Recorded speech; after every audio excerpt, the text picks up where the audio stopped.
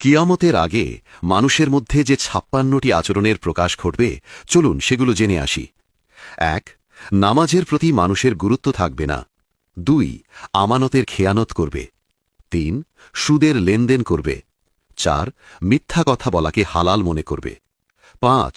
সামান্য বিষয়ে অন্যের প্রাণ সংহার করবে। ৬. উঁচু উঁচু ভবন নির্মাণ করবে। ৭. আত্মীয়তার সম্পর্ক ছিন্ন করবে। ৮. ইনসাফ উঠে যাবে। ৯.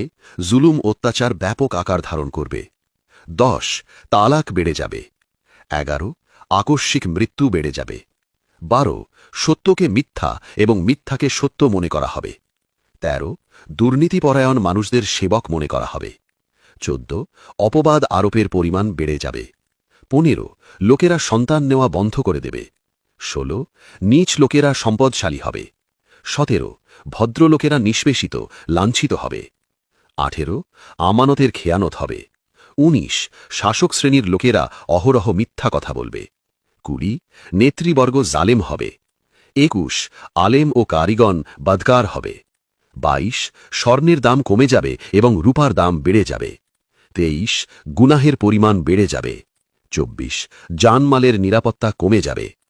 ২৫. শরীয়তের দণ্ডবিধি অকার্যকর হবে। ২৬. ব্যাপকভাবে মদ্যপান ছড়িয়ে পড়বে। ২৭. কুরআন শরীফ সঞ্জিত করা হবে। ২৮. দাসী স্বীয় মুনিবকে ভর্ৎসনা দেবে। ২৯. নিচু শ্রেণীর লোকেরা দেশের শাসক বনে যাবে। ৩০. নারী পুরুষ কাঁধে কাঁধ মিলিয়ে কাজ করবে। ৩১. পুরুষরা মহিলার বেশ এবং মহিলারা পুরুষের বেশ ধারণ করবে।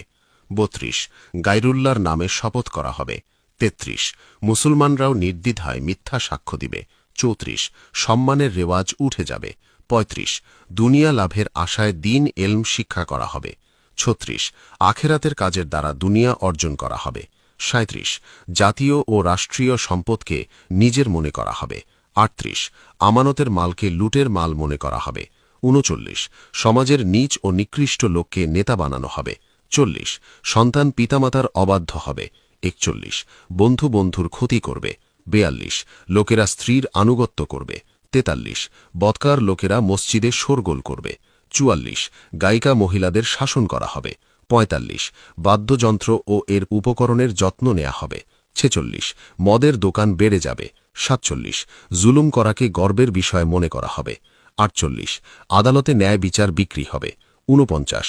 পুলিশের সংখ্যা বৃদ্ধি পাবে। ৫০. কোরআনকে গানের সুরে তেলাবাত করা হবে। ৫১. হিংস্র পশুর চামড়া ব্যবহার করা হবে।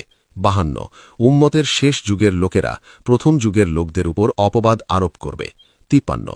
আল্লাহর পক্ষ থেকে লাল বর্ণের তুফান আসবে। ৫৪. ভূমিকম্প আসবে অথবা আকাশ থেকে পাথর বর্ষিত হবে। ৫৬. জাকাতকে জরিমানা মনে করা হবে। সূরা ইসরা ৫৯, বুখারী হাদিস ৯৯৭, তিরমিজি হাদিস ২২২২, সূরা হজ আয়াত ১-২, তিরমিজি হাদিস ১৪৪৭। হজরত আবু হুরাইরা রদিয়াল্লাহু আনহু থেকে বর্ণিত, তিনি বলেন, নবী সাল্লাল্লাহু আলাইহি ওয়াসাল্লাম বলেছেন, কিয়ামত কায়েম হবে না যে পর্যন্ত না ইলম উঠিয়ে নেওয়া হবে। অধিক পরিমাণে ভূমিকম্প হবে, সময় সংকুচিত হয়ে আসবে, ফিতনা প্রকাশ পাবে, হার্জ বৃদ্ধি পাবে। হার্জ অর্থ খুন খারাপি। তোমাদের সম্পদ এত বৃদ্ধি পাবে যে উপচে পড়বে। বুখারী।